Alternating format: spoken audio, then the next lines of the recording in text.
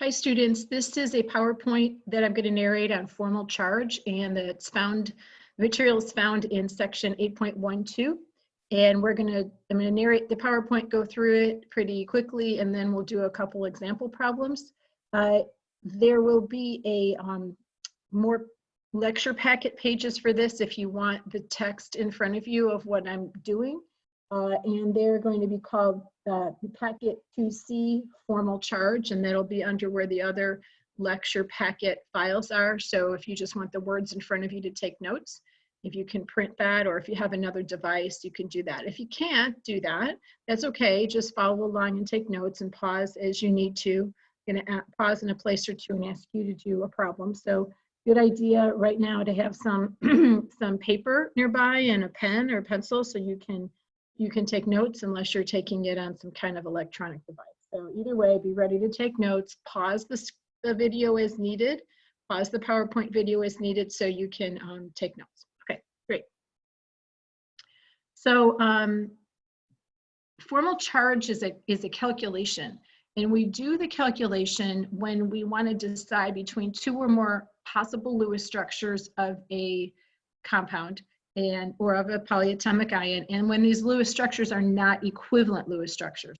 So we've seen Lewis structures that are equivalent already when we talked about resonance. So for example, an equivalent Lewis structure would be the two structures of ozone there, where one has the double bond on the left oxygen and one has it on the right oxygen. Those are equivalent Lewis structures, and so you wouldn't need formal charge to decide between those two. Those are each equally contributing to the molecule's actual structure. So they're equally as good. But sometimes we have ones that aren't equivalent, and we'll show you some of those as we do the examples. It'll be easier to see what's going on there. So these structures we're talking about can follow the octet rule or not follow the octet rule. Both are possible. And what we do is we use an equation that I'm going to give you in a minute, and we calculate, using that equation, we calculate the formal charge of each atom in each structure. So it's not that there's a formal charge for the whole Lewis structure. Each atom in each structure has its own formal charge. And this is the way it's calculated. The formal charge for an atom is equal to its original number of valence electrons. So for example, oxygen starts with 6, nitrogen starts with 5, that number. And you subtract off the number of bonds on that atom. And in this case, a single bond counts as 1, and a double bond counts as 2, and a triple bond counts as 3. And then you subtract off the lone pair electrons on that atom. So every electron that's in a lone pair. So if it has 2 lone pairs, that's 4 electrons. Make it a little bit easier. The formal charge on an atom is its valence electrons minus bonds minus lone pair electrons. Or to make it even easier, we can say the formal charge of an atom is equal to its valence electrons minus the total of its lines and dots, because lines are bonds and dots are lone pair electrons. So that makes it really easy to calculate this and to count it and pretty much do it in your head. Okay, so for anytime you have a neutral molecule like water or CO2, if you do that for all of the atoms, the total of all the formal charges will be 0. So maybe one atom has a -1, another one has a +1, but the total will be 0. And if you calculate formal charges for polyatomic ions, the total of all of the atoms will add up to that charge. So sulfate will be -2, for example. So the total formal charge doesn't really tell us anything, because all the structures, if you're trying to compare two different structures of Lewis structures, they'll all have the same total, assuming that you did the math right. So the total doesn't really tell you anything except for a check on your math. So we're going to start by looking at nitrate, the formal charges in nitrate. And so here's a Lewis structure of nitrate. And I'm going to assume that you know how to get that. If you don't, then you should pause the video now and make sure that you can get that as the Lewis structure. It has the right total number of electrons, the right total number of bonds, etc. So pause if you need to. Okay, so now that we have the Lewis structure, and I've put up in yellow at the top of the screen to remind you the formula for this.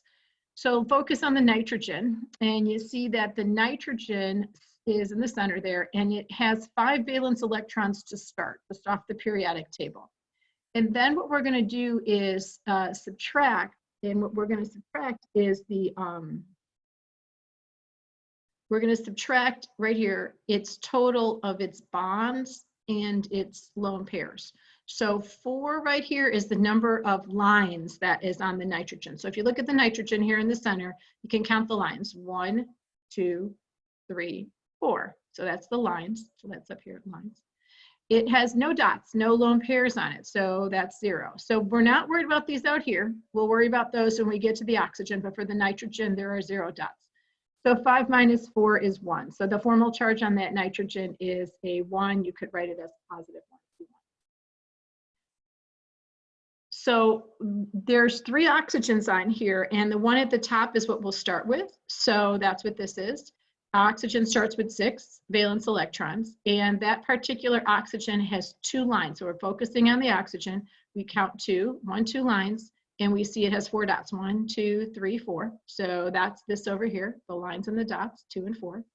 So 6 minus 2 plus 4 is a 0. So this oxygen up here has the 0 formal charge. The oxygens on the bottom are equivalent to each other. They're both doing the exact same thing, same number of bonds, some number of lone pairs. So it doesn't matter which one we focus on, we're going to calculate it for one of them. The other one will have the same formal charge. So let's look at this one right here. It again starts with 6 valence electrons. So we're looking at this formula here, valence electrons minus the lines plus dots total, 6. This oxygen here has 1 line, and it has 6 dots, 1, 2, 3, 4, 5, 6. So that's 6 minus 7, so it's a negative 1. So this oxygen has a negative 1, this one has a 0, nitrogen was a positive 1, and this oxygen is also going to have a negative 1 because the calculation would be the same. So we did each atom calculated separately, and this reminds us that the oxygens on the bottom are identical, so they're each negative 1. And just to double check, if we add them all up, the 1 from the nitrogen, the 0 from the top oxygen, and the negative 1 from each of the bottom oxygens, our total is a negative 1, which is the same as the charge on nitrate of a negative 1 here. Again, that just tells us we did the math right. So that's just an example of how to calculate formal charge. In this case, we only have one structure, so it's not really helping us decide between 2 different structures we might have, but it's just an example to show you how to use the formula. Okay, so now we're going to talk about what to do when you do have 2 different Lewis structures that are not equivalent to each other, but they're both valid, meaning they both have the correct number of valence electrons. Atoms that have that need octets have them, so they're both valid Lewis structures, but you're not sure which one is the better one or the most prominent one for that compound. So what you're going to do is the process we just did. You calculate the formal charge for every atom in both structures, or all 3 structures if there's 3. And then we're going to choose the structure which has individual formal charges that are closest to 0. So we'll look at all the individual charges and see which one has the most zeros. If there's no zeros, which one has the smallest absolute values, etc. We'll show you in some examples. Sometimes it doesn't help. Sometimes the 2 structures have the same types of formal charges. In that case, we're going to choose a structure when there's a negative formal charge on the more electronegative element. And when we get to that, I'll remind you of how to do those electronegativity. So if the formal charges are identical on the atom, so you have no way to determine which one's better, then they're probably equivalent structures. And they'll be resonance forms of each other that will contribute equally to the overall structure of the molecule. So most of the time, I'm going to give you, on a quiz or a test, I'll give you the 2 structures or 3 structures, and you have to decide which is the best one by calculating formal charge. So you're not necessarily going to have to come up with these different possible Lewis structures. So we'll do an example of that. So the first example we're going to do is the sulfate ion, SO4 2-, and that will be on the next slides. And then after that, I'm going to do this other ion, and NCS-. I'm going to do that on paper so you can watch me do it live. what I would like you to do now is pause the video and take that sulfate ion and come up with a Lewis structure for it. So just do one word, everything follows the octet rule. So add up your valence electrons, figure out how many bonds it has, just like you would normally do. What is the Lewis structure of sulfate? Assume for right now everything follows the octet rule. So pause, do that, come back, okay? Okay, so assuming you paused and came back, let's see what we got here. So what you see on the right is two pictures of sulfate. The top one without the numbers. So I wouldn't expect you to have those numbers in those yet, because that's the formal charges. So if you do the Lewis structure the way we've been doing it for sulfate, the way adding up the valence electrons, determining if everything has octet, et cetera, you would get that Lewis structure on the right. So again, here the formal charges are already put in there, and we'll get to that in a minute where those came from. But for now, I would hope on your paper you would have that sulfur in the middle, the 4 single bonds, and the 4 oxygens. And that is the correct Lewis structure for the octet rule, because everything has an octet and it has the correct number of valence electrons. Now, what happens is that sulfur can have an expanded octet because it is in period 3 or lower on the periodic table. I'll show you that a little bit when we do some of the example problems. And remember, those can take those atoms as central atoms now, central atoms only, they can take on more than 8 electrons. And so sulfur can do that. So it's possible that we can move some electrons around from a couple of the oxygens and make them into double bonds, and then we would get the second structure there. So here's what I'm talking about. So if you imagine this structure up here, so imagine you took, doesn't matter, see this oxygen here, see how there's 3 lone pairs? Doesn't matter which lone pair you take, it looks like on the picture it's this one. So let's take this top one, and we're gonna move it down here and make a double bond out of it. So if you imagine doing that, these electrons zooming down here and making a double bond, then you'd end up with this right here, right? And then imagine doing that down here, taking these 2 electrons here and making a double bond, putting them here. Now that would give you the structure here. The 2 oxygens left and right did not change, so they still have a formal charge of -1 each. And we're going to get to how to calculate the formal charges in a minute, but they didn't change. Now, why would one want to do that? Well, I'm not going to expect you to do this at this moment. That's minimizing the formal charge. We'll explain it in a minute. For now, just know it can be done, okay? And right now, sulfur has 2, 4, 6, 8, 10, 12 electrons around it. But each oxygen still has an octet. Oxygen doesn't go higher than 8. So when we took these 2 electrons and moved them into the bond, oxygen didn't change how many total electrons it has, valence electrons. It's just now sharing 2 that it had before. Okay, so, and now the formal charges have been recalculated for this structure. So let's look at how those formal charges were calculated on both structures to begin with. So let's start over here with this guy here with the sulfur. Okay, so this is telling us that the answer is that it has a formal charge of 2. So if you remember from the previous slides, or maybe you wrote it down, that formal charge is calculated by taking the valence electrons. I'm going to write it here. Hold on one second. So yeah, we're going to take the valence electrons that it starts with. So let's see if we can do the formal charge on sulfur. So the formal charge, my writing is not good with this. Formal charge, so this will be for the sulfur. So on the top structure. So this guy, we're going to try to get this 2 here.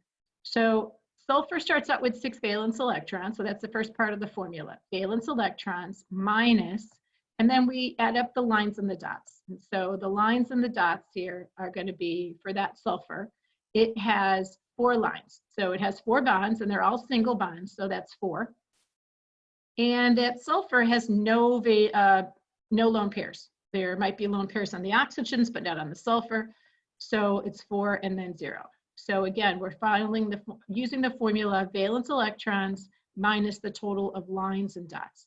And you see that that's where that 2 comes from. 6 minus 4 is 2. Okay. So for the oxygen, they're all the same. They all have one bond. So I'm gonna just do the oxygen here. So that oxygen, its formal charge would be, it starts again also with 6 valence electrons, and its lines and dots are going to be 1 line and 6 dots. So 1 line here and 6 dots. 1 plus, I'm running out of room, 6. Okay, so hopefully you can see that that formal charge is 6 minus 7. So that is, for that oxygen, a -1. And you can see they all have little negatives on them. Those negatives are -1s, and they would all be the same. So that's how those were calculated. Now, if we come down to the lower structure here, the oxygen on the right here, the one on the right side, and the one on the left side over here didn't change. We didn't move any electrons around, so their formal charge didn't change. But the sulfur did. So let's look at what happened to the sulfur. So we're going to do the sulfur now. So formal charge on the sulfur, on this bottom one, it still starts with 6 valence electrons. So we're going to start with a 6. And we're going to subtract off its lines and its dots. It's got a lot more lines now, though. So it's got pointer here.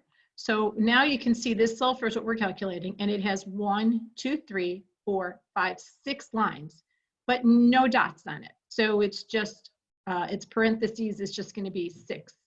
So let's put that 6 in there. So 6 minus 6. And you can even do this in your head. It's really easy after a while. And that's a 0. So it has a formal charge of 0, which is why there's nothing written here. They just decided if it was a 0 not to write it. You could write a 0, they just decided to leave the zeros off. Now, for the oxygens that are, that did change, so the ones vertical, the top one and the bottom, they're both the same. And now they're going to have 6, right? Because they start with 6, minus, and you're doing each one individually. So if I look at the bottom one, it's got 2 lines now. So before it had 1 line, now it's got 2, but it's got 4 dots. And so that is now a 0, which is why there's nothing written there, okay? So what we've done is called minimizing the formal charge. We've taken something, the top structure, which has a +2 and a 4 -1s, and we've changed it to a structure that has 3 zeros and 2 -1s. I don't expect you to be able to come up with that, minimizing the formal charge. I wouldn't ask you to do that on a test or a quiz. There are some homework problems, one that asks you to do that. Just for practice, I thought, so you might want to see where these come from. It happens when that central atom generally happens when the central atom can get more than 8. So it's really common. If you look at sulfate, if you look up sulfate in a book or you run across this fluid structure, that's what you're going to see. This happens a lot with sulfur and phosphorus. And we'll do a phosphorus example later. So again, you're not going to be asked to do that, but I would give you the 2 structures without the numbers written on them. And I would expect you to come up with the numbers. And then in the next step, on the next slide, we're going to pick which one's better. Okay, so that's just reminding us of the things I just did, okay? So here's the 2 structures now, and the question is which is best. I just recopied them. The structure on the right is best because it has individual formal charges that are closest to 0. It's got 3 zeros and 2 -1s, where the other one has a +2 and 4 -1s. Both of them add up to -2. So if you add up the charges on the left, you get a -2. Charges on the right, you get a negative. So that's because sulfate is -2. Now I want to emphasize, these are not real charges. The oxygens here don't have -1 charges. The sulfur doesn't have an actual +2, as in an ion where you've gained or lost electrons. Formal charges is a way of keeping track of where the electrons are. We had another way of doing that when we did oxidation numbers, which is another way of looking at where the electrons are. It's different than formal charge. They have different purposes. Neither of them are 100% correct. What this is telling us, it's an estimate, in other words. So what this is telling us on the structure on the right that those two oxygens with the -1s, that they have more electron density around them, okay? They are pulling electrons towards them. Where the other ones are kind of even Steven on the electron density, okay? They brought, how many electrons they brought in, they're sharing about that same amount. So it's like a 50-50 kind of share type thing. So it's not 100% true, but it is an estimate of where the electrons are. And so it's telling us that in that structure, we have a better balance of where the electrons are. Turns out from what we know now that really what's going on is both structures are happening. These are actually resonance forms of each other, where the electrons on that first structure are going back and forth, if you will, between that double bond. So there is resonance between these two. So they both kind of exist simultaneously, just like resonance forms. But if you want to pick which one's better or which ones you're going to see most of the time, you're going to see the one on the right based on formal search. Okay. Right, so we're going to do some other examples, and I'm going to do NCS minus, which is an ion, and I'm going to do textbook problems 105D and 1060. And I'm going to do that live on a little piece of paper here with a camera. So we're going to do that in a minute, so you have more examples. This one is just telling us what your homework is, where it is in the textbook, and what numbers to do. This will all be in the packet pages for this, which I said is going to be called Packet 2C Formal Charge. So you can find that there. Okay, so we're going to switch.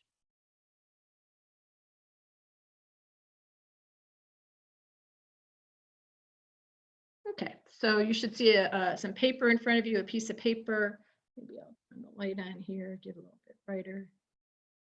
Maybe helps, maybe doesn't. Okay, so there's some paper there, and I'm going to work on these problems, work them out. So the first one we said was NCS minus, and sometimes that is written the other way, doesn't really matter. That is a polyatomic ion. It's not on your list of ones to remember the name. I'll just tell you, it's called thiocyanate. Okay. Whenever you see this thio in chemistry, it means that there's a sulfur present. That's sort of a prefix that means sulfur. Okay, so what's going to happen here is I'm going to do Lewis structure for this in the normal way that you would do it. And then we're going to see as we do the Lewis structure that there's more than one possible way to draw this Lewis structure where all the rules, octet rules and stuff are followed. Carbon is the central atom here, okay? And carbon doesn't break the octet rule. If we look for a second at a periodic table, I'm going to look at it. Okay, so there's a periodic table. And we see that carbon is right here. And I've numbered these guys. So this is the rows of the table, 1, 2, 3, the periods, the horizontal rows. And only nonmetals in period 3, so starting really with phosphorus and lower, these guys are the ones that can break the octet rule by having more than 8 when they're central atoms. These guys right here. Argon doesn't usually, but once in a while. So these guys, mostly you see it with phosphorus, sulfur, chlorine, okay, bromine, iodine, and sometimes with the noble gases when they form compounds. But these guys cannot. So you don't see carbon having more than 8 valence electrons when it shares electrons.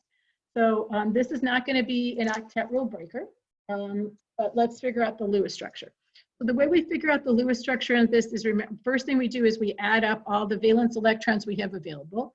So nitrogen 5, carbon has 4, sulfur has 6.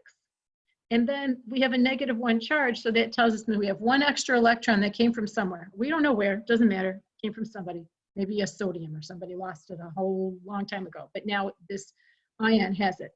So if we add all that up, we're going to get 16, 9, 10, 16.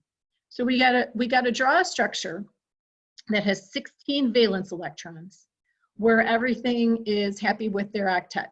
So generally the way that's done is you connect the atoms by single bonds, and then you count how many you just used. So each of these bonds has 2, 4. And so if I take 4, that means I got 12 left.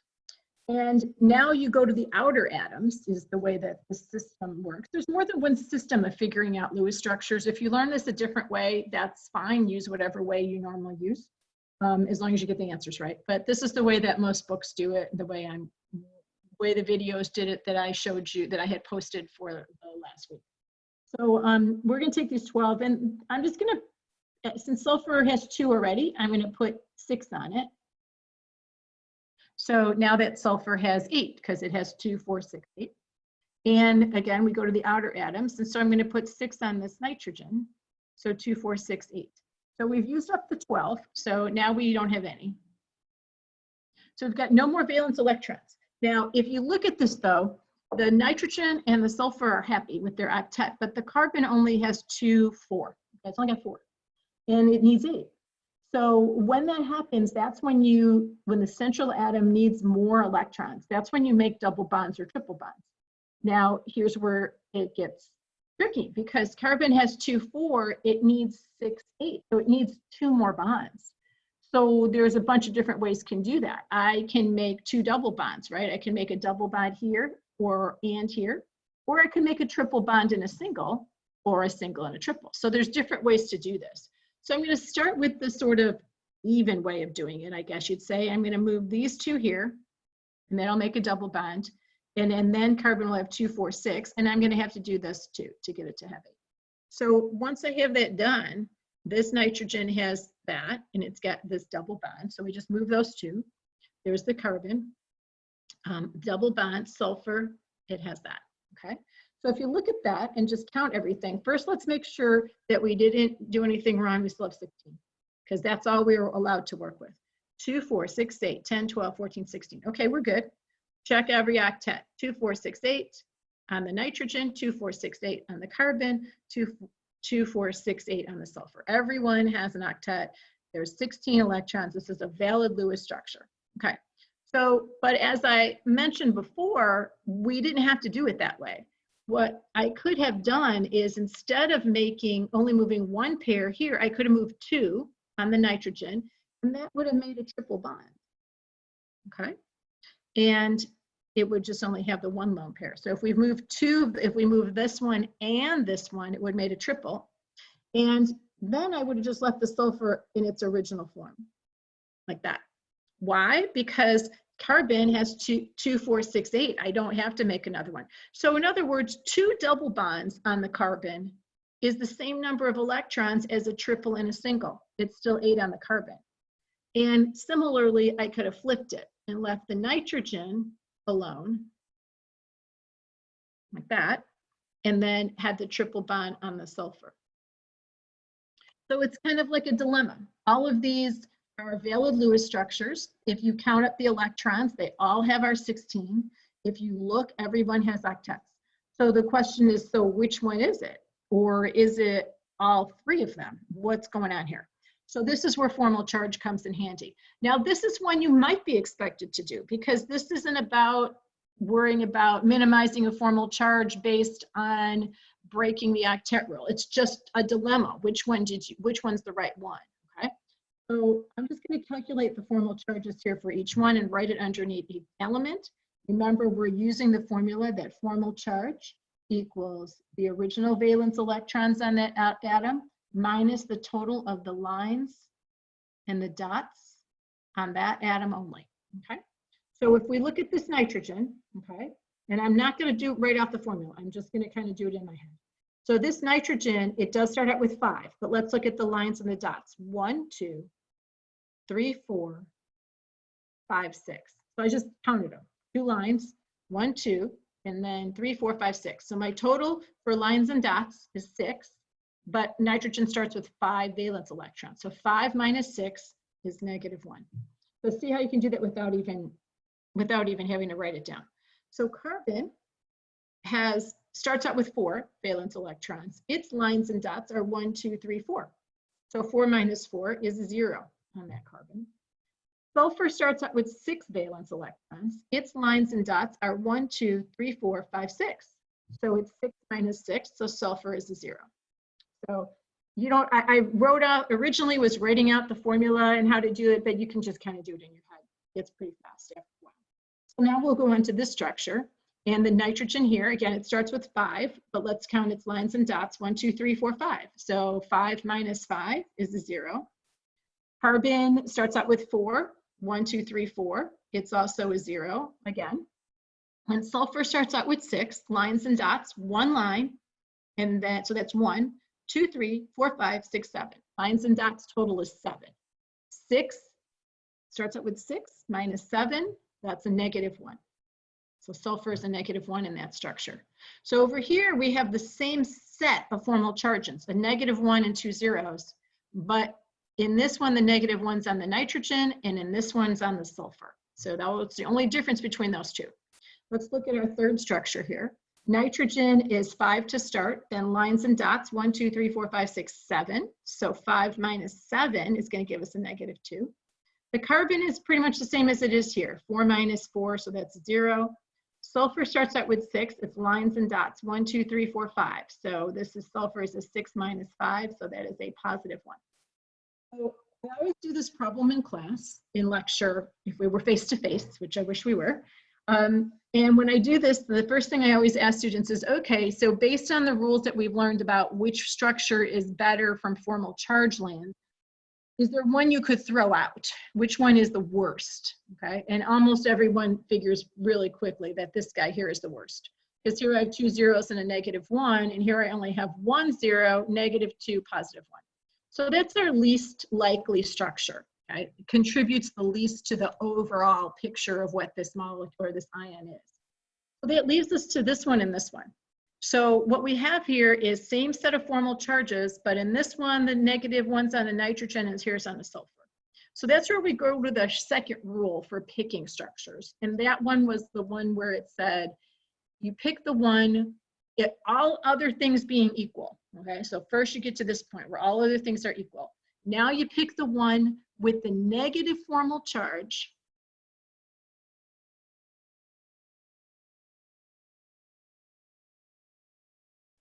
on the higher electronegativity atom. Okay, so if you think about electronegativities, you should remember probably that fluorine's at the top, oxygen is next, and then nitrogen and chlorine are tied for third. And other elements are below that, but this will get you through a lot of problems. And generally the closer you are to fluorine, the higher electronegativity is. So you can go across the table and see that they're higher. So that was in another video, another PowerPoint, so I'm not going to go over it again. But just remembering this gets you through a lot of problems, because you can see right here that nitrogen is like the third highest of the electronegativities. So sulfur, it's not on this list, so it must be down here somewhere. Okay, how far down doesn't matter. Nitrogen's higher than sulfur. So that means if we want the negative charge on the higher electronegativity, this one is the better choice. Okay, so that one would be the one you would pick as the best. Does that mean it never exists in this form or this form? No, it doesn't. Electrons can move, boom, boom, boom. Those are resonance forms. We'll learn more about how that happens in chapter 9, but those can move around a bit, and so those electrons can spread out. But this is the one how it would spend most of this time. So this is the one you'd pick for the best. You were asked which is the best Lewis structure, would be that one. Okay, so that's thiocyanate. All right. So the last one we're going to do is similar to sulfate. We did sulfate already, but this is in your book, so I thought I'd show you this one. So if we look at our book, I'm going to kind of zoom in here.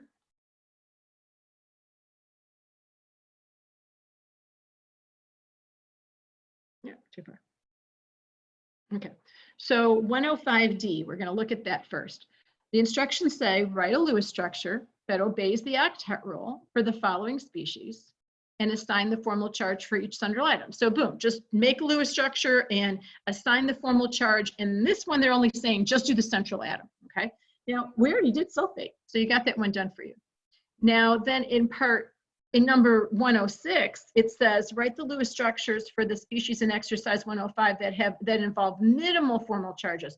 So this is where you can minimize the formal charges by moving electrons around. Now, you can't always do that. It depends on if the central atom can break the octet rule, but you see on most of these, they have phosphorus, sulfate, chlorine, phosphorus, sulfur, xenon, chlorine, not nitrogen.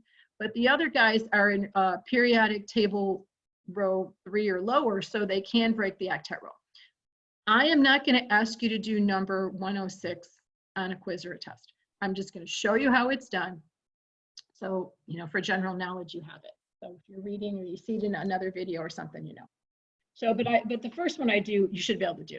So phosphate, PO4 minus. Okay. Whoop. Let me unzoom that. Here we go. Okay. So there's phosphate. So to do the Lewis structure here, I'm going to do it kind of quick. And if you need to pause and try it on your own, that would be great. But I'm just going to do a quick Lewis structure here. Phosphorus contributes 5 valence. So these are valence electrons that we have available for the Lewis structure. Phosphorus has 5. Each oxygen has 6. And we have 3 from the charge. So that's how you total your valence electrons. So 24, 25, 26, 27, 5 is 32.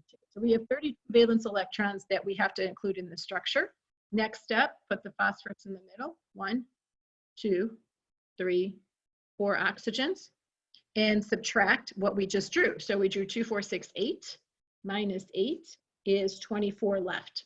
Put those 24 electrons that we have left on the outer atoms, making octets. So we got 4 outer atoms, 24 electrons, each one gets 6, and they'll all be happy.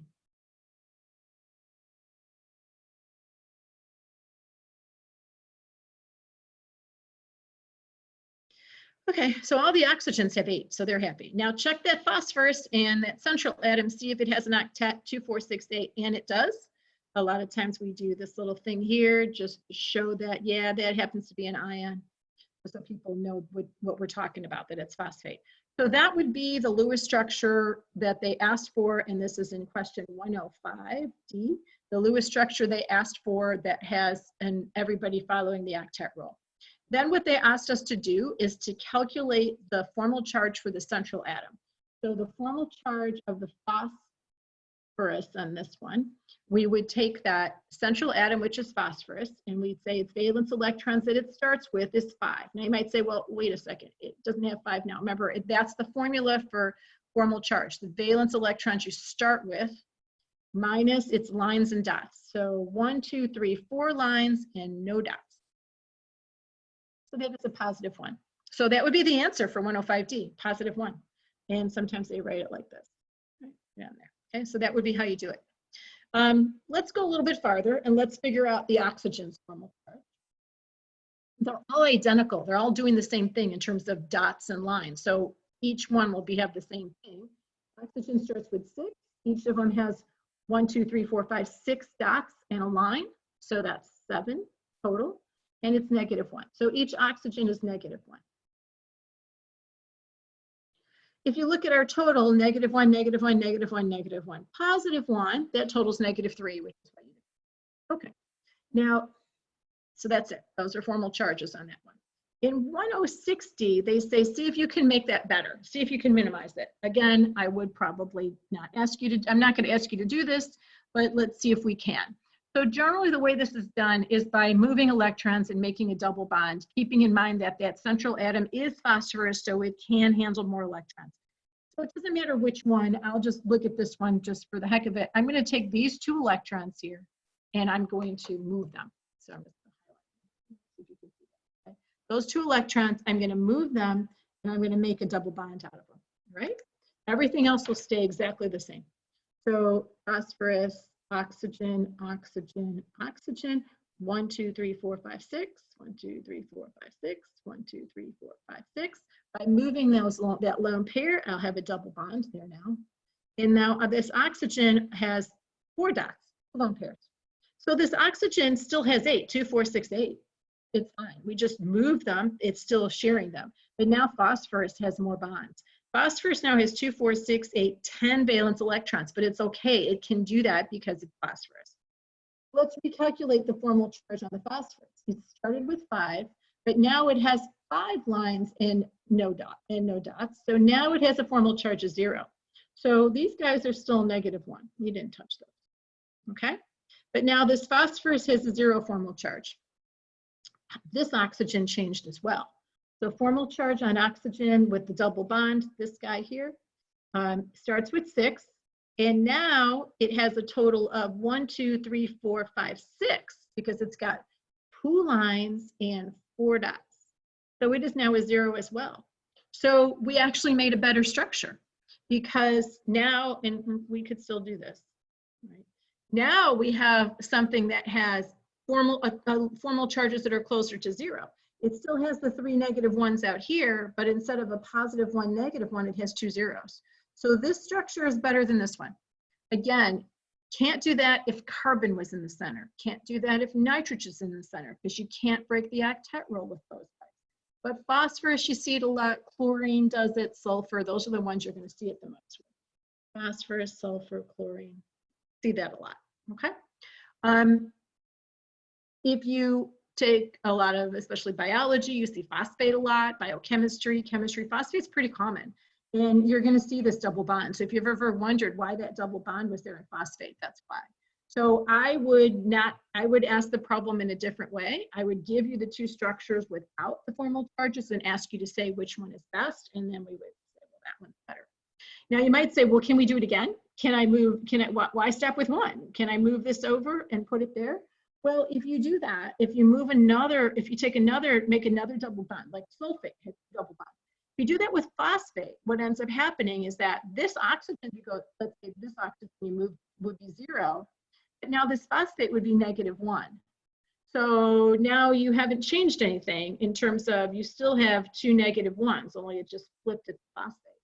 And remember, the rule is that we want the negative formal charge on the more electronegative atom, and that would be oxygen. If that was confusing, try it for yourself and prove it to yourself why that one's the better one. So that's it for formal charge. There'll be more PowerPoints and possibly more videos coming, but I just wanted to get you started on one thing. Check out the homework on this and hope everything's going okay. If you have any questions, come to my office hours. I have Zoom office hours. I have sometimes email office hours, or just make an appointment. We can get together. So I hope everything's going okay with you guys. Take care. Okay, bye.